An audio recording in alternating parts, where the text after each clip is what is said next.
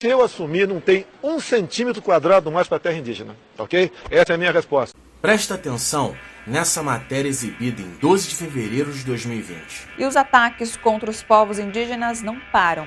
Mascarados sob o discurso de liberdade, Jair Bolsonaro assinou um projeto de lei que libera as terras indígenas para todo e qualquer tipo de exploração. Aos índios, a opção que resta é a de sempre, a resistência. A reportagem é de André de Anokai. Destruidor. É assim que defensores indígenas e do meio ambiente definem o projeto de lei de Jair Bolsonaro.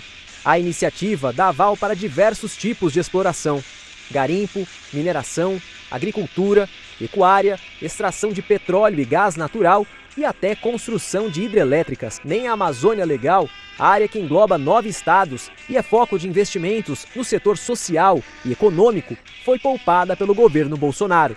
A região terá 215 terras indígenas afetadas, o equivalente a praticamente 30 milhões de campos de futebol. Além disso, a medida põe em risco a existência de 160 etnias.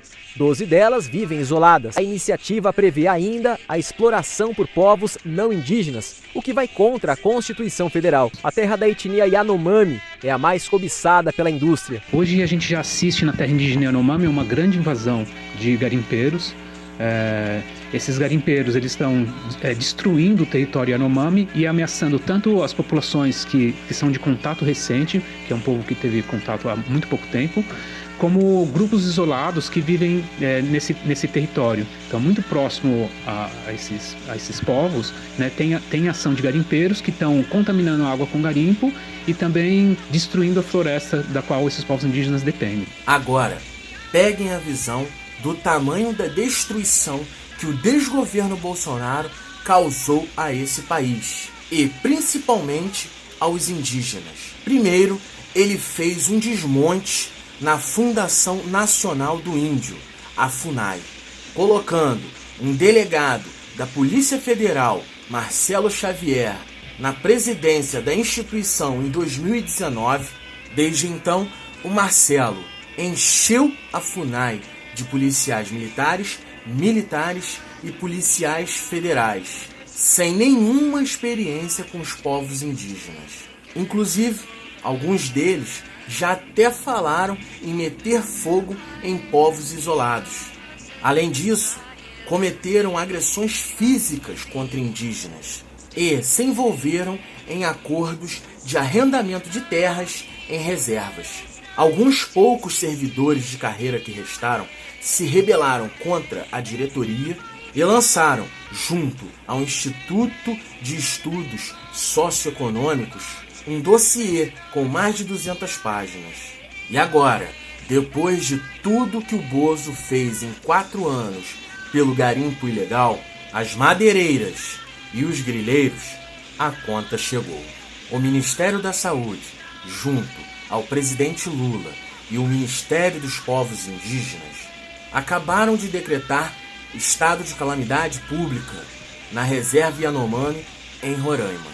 O governo divulgou que em 2022, pelo menos 99 crianças entre 1 e 4 anos morreram de desnutrição, pneumonia e diarreia devido ao avanço do garimpo ilegal. Mas estima-se que o número de mortos esteja na casa dos 570, devido à contaminação por mercúrio nos últimos 4 anos. Essa, por exemplo, é uma foto de uma criança de 3 anos, com 3,6 kg, o mesmo peso de um recém-nascido. Fome, desnutrição e abandono se alastram pela terra indígena Yanomami, onde vivem quase 30 mil pessoas. Segundo os indígenas, o principal problema são os garimpeiros. Uma estimativa da Rutucara, Associação Yanomami, aponta que 20 mil garimpeiros estão infiltrados no território. Daí ocorre a transmissão da malária e da dengue. E uma vez infectados, os indígenas ficam impossibilitados de trabalhar nas roças comunitárias. Ou seja, não falta só remédio, falta também comida. Nos últimos 2 anos, foram quase 3 mil casos de malária na região de Almares. Portanto, é necessário que esses garimpeiros sejam retirados das terras indígenas Yanomami. Porque, por mais que o governo leve médicos para essas aldeias e trate da população, a presença dos garimpeiros vai continuar espalhando essas doenças e provocando a contaminação do solo e da água. Em resumo, podemos dizer que o que aconteceu na terra Yanomami desde o início do governo Bolsonaro tem nome: genocídio. A verdade é que o governo brasileiro plantou as primeiras sementes do genocídio quando retirou o cuidado da saúde indígena da gestão da organização social Uriri, no início dos anos 2000. Ela investia na atenção básica nas aldeias, onde gastava quase que a totalidade dos seus custos. Desde então, a Secretaria de Saúde Indígena passou a reduzir o atendimento local e gastar mais na transferência dos enfermos para os hospitais de Boa Vista. Quem ganha com isso? Os donos de aviões e helicópteros, da rica oligarquia do pobre estado de Roraima. No governo Bolsonaro, o assalto chegou ao máximo, quando, em plena pandemia, retirou funcionários da saúde indígena da terra Yanomami. E no meio de uma das maiores pandemias da história, e de uma invasão garimpeira, que polui rios e espalha doenças, os índios estão entregues à própria sorte. Por isso eu digo, Bolsonaro, se você continua apoiando o Bozo depois disso tudo, desculpe a sinceridade, mas você é um lixo de ser humano, igualzinho a ele.